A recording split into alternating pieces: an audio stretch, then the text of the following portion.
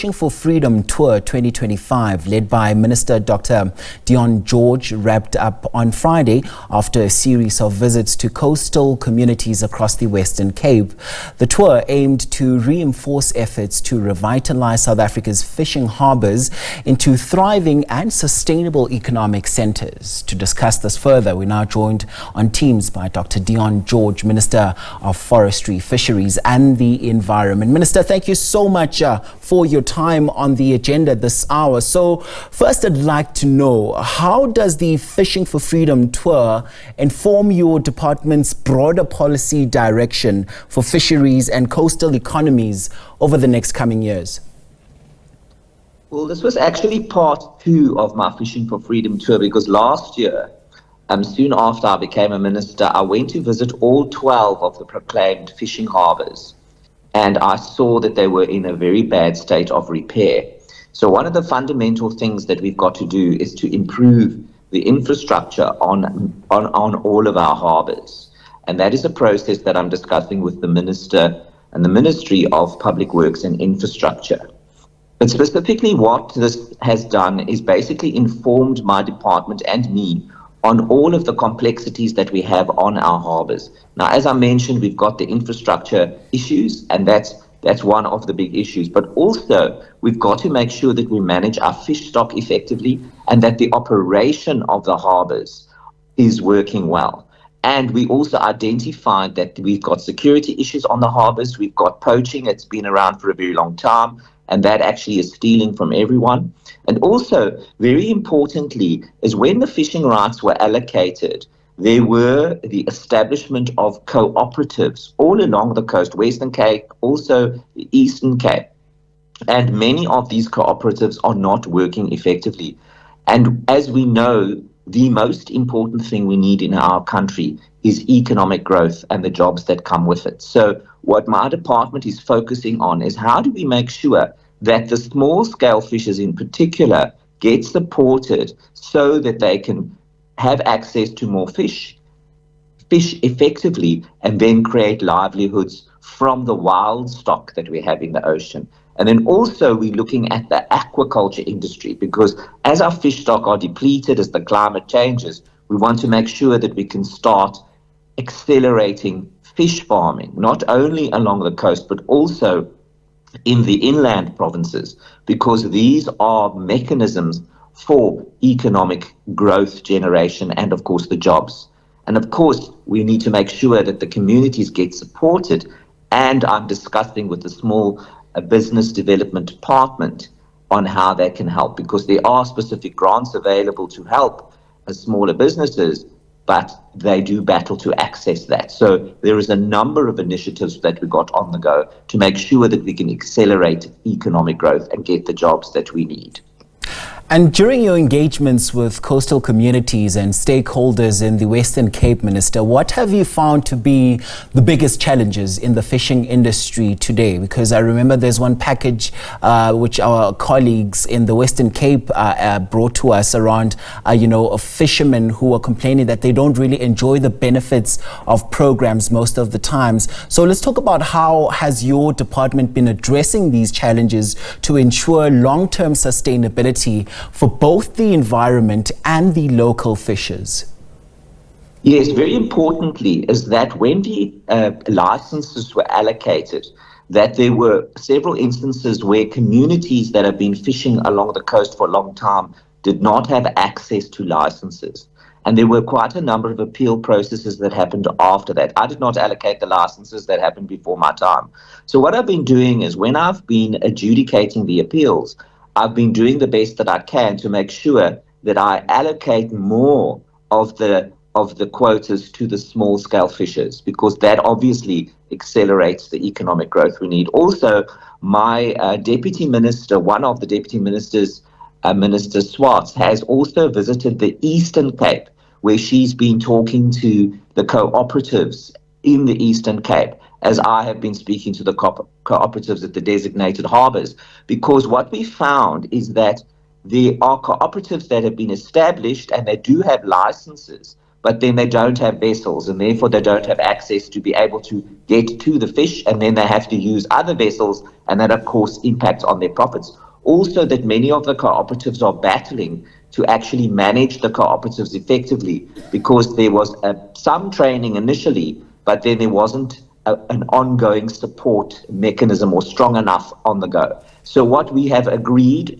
during the tour is that we are going to accelerate the training and the support. So we are going to be designing another more robust training initiative so that the cooperatives can actually operate like the businesses that they were intended to operate. Also, to make sure that we can collaborate with the Department of Small Business Development so that communities in the Eastern Cape and in the Western Cape as well, in particular in the Eastern Cape, that they can access the small business grants that are available. They're there, but haven't been able to access them. So we want to do that. So if we can get more of those resources to the communities, we can actually get things moving. Also, in terms of the aquaculture, we do have an aquaculture bill that is making its way through the process. It's not yet at Parliament, but what it has done is it's consolidated a lot of the regulations around aquaculture in particular, so that we can help communities build that kind of an industry. Also, we noticed very clearly that we need to do a lot more surveillance and compliance for the illicit fishing that happens on our coast, particularly the poaching, particularly the abalone poaching, that is impacting very heavily on the legitimate industries that are there. So we learned a great deal of information while we were there. Also, what we agreed was that we're going to set up specific groups of harbour users, not only the communities that fish there, but also business and surrounding areas, so that everybody can work together to collaborate on how do we actually breathe life into our harbour economies. Because it's more than fishing, there are other things that happen on the harbour economies. It's an international phenomenon. We see it in other places in South Africa. And so the idea is to connect communities to the ocean and at the same time build the harbour economies where we can. And we have 12 specifically designated harbours that are underutilised. So that is something that we believe it's relatively low-hanging fruit to get more economic growth and accelerate the job generation that we so desperately need in our country.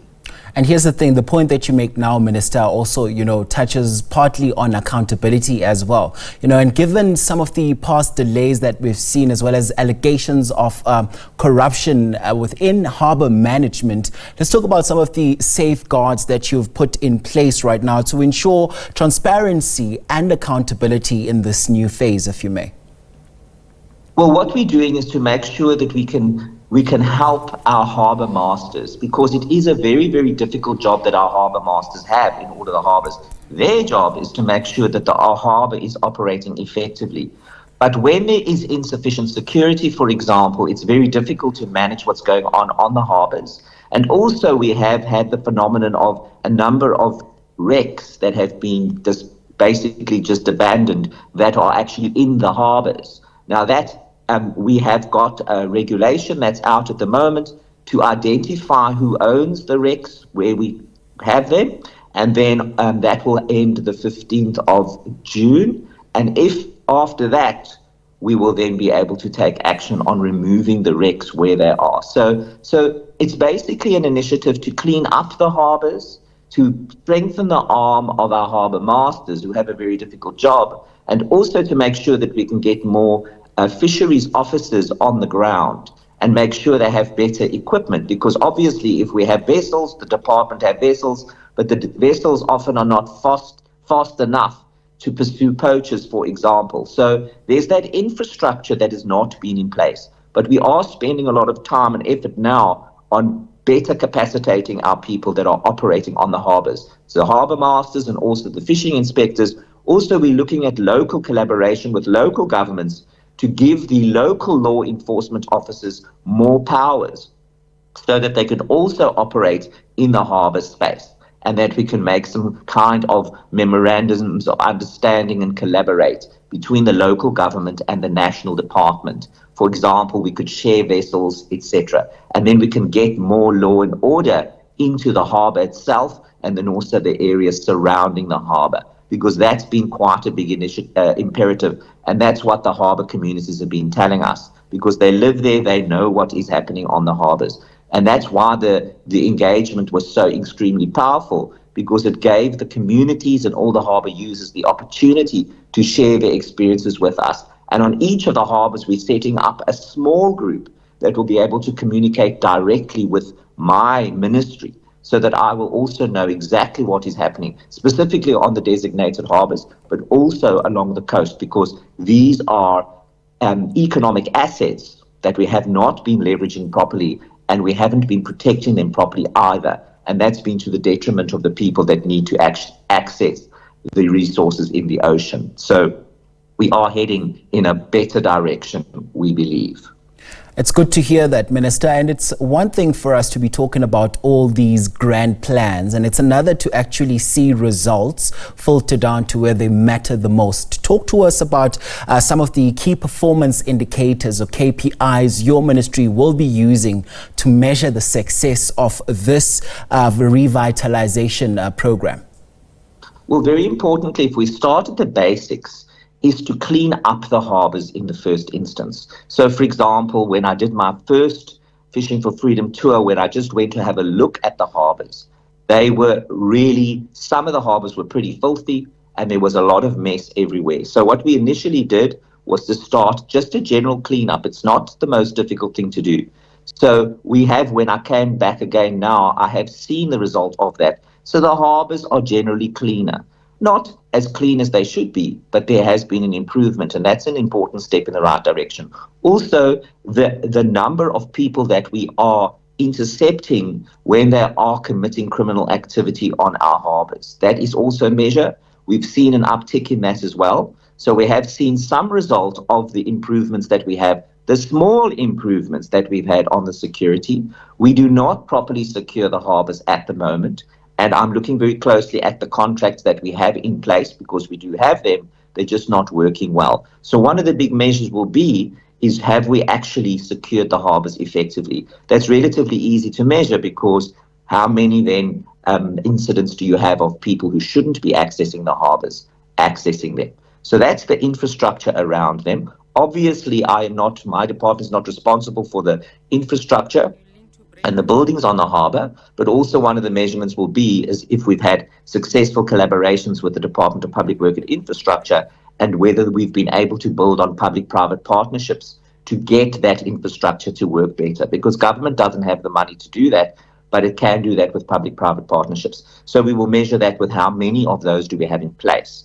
Also, how many collaborations do we have with the local governments, because we need to integrate, because they don't work in an integrated way.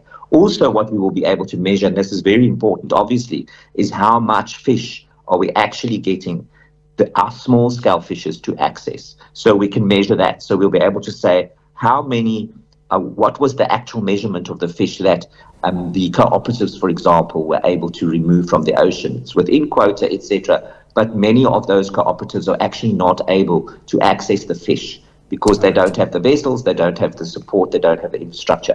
And I think that will be the key measurement, is what are we actually seeing in the small-scale fisheries in terms of the activity that's happening, because that's really the bottom line. And then, of course, are the other economic activities going on the harbours that are peripheral to fishing, but very important part of the picks and shovels, if you want to call it that. So it's the tourism, and it's the byproducts that then of the fishing. So those are the measurements that we have in place. We've got them specifically put into the annual performance plan for the department. And then, of course, nationally, when the Cabinet had its discussion on the medium-term development plan, we specifically put the operation of the designated harbours into that plan, so that it's not only a departmental objective, but it's a national objective, because it assists on our economic development and growth and jobs. Certainly, we'll be keeping an eye on that. That was the Minister of Forestry, Fisheries and Environment, Dr. Dion George, speaking to us for more about the Fishing for Freedom Tour 2025, where he engaged with coastal communities and stakeholders to promote the revitalization of South Africa's fishing harbours into sustainable economic hubs. Thanks very much indeed for your time.